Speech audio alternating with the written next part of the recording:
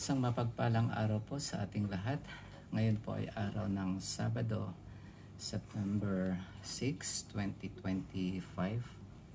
Basahin po natin ang ating mabuting balita ayon kay San Lucas chapter 6 verse 1 hanggang 5. Papuri sa iyo, Panginoon. Isang araw ng pamamahinga, naparaan si Jesus sa triguhan. Ang kanyang mga alagad ay nangitil ng uhay at kanilang kinain ang mga butil matapos ligisin sa kanilang mga kamay. Bakit ninyo ginagawa sa araw ng pamamahinga ang ipinagbabawal ng kautusan? Tanong ng ilang Pariseo.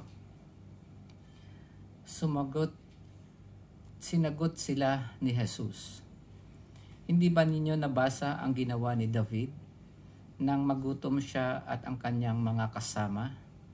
Pumasok siya sa bahay ng Panginoon, kumuha ng tinapay na handog sa Diyos at kumain nito. Binigyan pa niya ang kaniyang mga kasama, bagamat ayon sa kautusan, ang mga saserdote lamang ang may karapatang kumain niyon. At sinabi pa niya sa kanila, ang araw ng pamamahinga ay nasa ilalim ng kapangyarihan ng Anak ng Tao. Ang mabuting balita ng ating Panginoon. Pinupuri ka namin, Panginoong Hesukristo.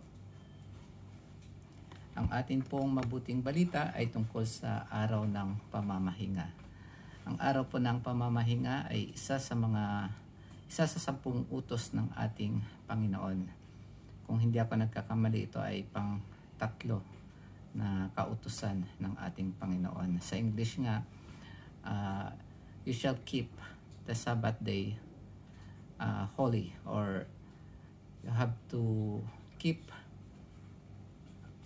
remember to keep the Sabbath day holy, or remember to keep holy the Sabbath day.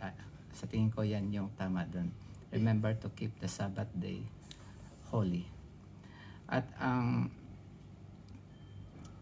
ang ginugunita dito sa araw ng pamamahinga ay 2 bagay yung ginugunita natin. Ang una ay ang paglikha ng Diyos ng sanlibutan. Yung 6 na araw siyang naglikha ng sanlibutan at nung pang-7 araw ay nagpahinga siya. Ang pangalawa naman ay dahil sa pagpapalaya ng ating Panginoon, o kaya pagpapalaya ng ating Diyos sa mga Israelita sa pagkakaalipin sa Ehipto. So ito po yung 2 sinasagawa natin o ipinagdidiwang sa araw ng pamamahinga. Itong 2, itong paglikha ng ating Diyos ng sanlibutan, at yung pangalawa, ang pagpapalaya ng ating Diyos sa mga Israelita sa pagkaalipin sa mga taga-Ehipto. At pagkatapos niyan, nagkaroon ng hanggang ngayon sa panahon ni Jesus ay nagkaroon na ng parang transition. Ang tinatawag natin na transition ay mula sa lumang tipan papunta sa bagong tipan. Ano ba yung mga mahahalagang mga ginagawa ng mga Israelita na nagkaroon ng transition? Ang halimbawa ko po ay 2. Ang una ay ang circumcision o kaya ang pagtutuli. Ito po ay isang covenant ng ating Diyos kay Abraham. Ito po ay nagkaroon ng transition from circumcision papunta ngayon sa baptism o binyag. So yan na po ngayon ang ating ginagawa. Ang pangalawa naman ay yung tinatawag na Passover. Passover ay yung pag-aalay ng kinatay na lamb or pinatabang guya. Sa tingin ko yun yung tamang term. at inaalay ito sa Diyos sa pagwo-worship o pagsamba. At ngayon, ang nangyayari ngayon after ng transition, ang ginagawa na natin ay yung Eucharist o kaya yung Holy Communion. Yan po ay natatanggap natin kapag nagkakaroon tayo ng misa. Ngayon, itong araw ng pamamahinga ay nagkaroon din na tayo ng transition nang dumating ang ating Panginoong Jesus. Kung noon ay ang ating Diyos ay naglikha ng physical na sanlibutan, nilikha niya yung mga tao, hayop at mga kalangitan, ang lahat ng nabubuhay sa himpapawid at lahat nabubuhay sa lupa, ang light, sun, lahat-lahat ay ginawa ng ating Diyos. At ngayon naman sa panahon ni Jesus, sa muling pagkabuhay ng ating Panginoon, nagkaroon din tayo ng bagong creation o tayo nagkaroon ng bagong buhay. Nagkaroon tayo ng new spiritual na creation na tayo ay nagkaroon ng muli ng bagong buhay kay Kristo. Kumbaga tayo ay bagong nilikha dahil sa pagkabuhay ng ating Panginoong Hesukristo. At yung pagpapalaya naman noon sa lumang tipan, pagpapalaya ng ating Diyos sa mga taga-Israelita, ngayon naman dahil sa muling pagkabuhay ni Kristo at pagkamatay niya sa krus, tayo ay napalaya sa pagkaalipin natin sa ating mga kasalanan. Kaya yun yung nagkaroon ng transition. Kung noon ay mayroong araw ng pamamahinga, mayroong Sabbath day na tinatawag, ngayon ay meron tayong Lord's Day. Kung ginugunitan natin ang araw ng pamamahinga noon, ngayon ay parang nag-level up na. Kung ang Diyos noon ay siya ang naglikha ng lahat ng bagay sa pamamagitan ng kanyang salita. At alam naman natin na ang salita ay ang Panginoong Jesus. He is the Word that became flesh. Kaya ang Panginoong Jesus, ang muling pagkabuhay niya, ngayon ay meron na tayong bagong Sabbath day. Ito yung the Lord's Day kung saan ipinagdidiwang natin o isinasagawa yung araw ng pamamahinga o Lord's Day. Kumbaga yan ang sineselebrate natin, yung muling pagkabuhay ng ating Panginoong Hesukristo.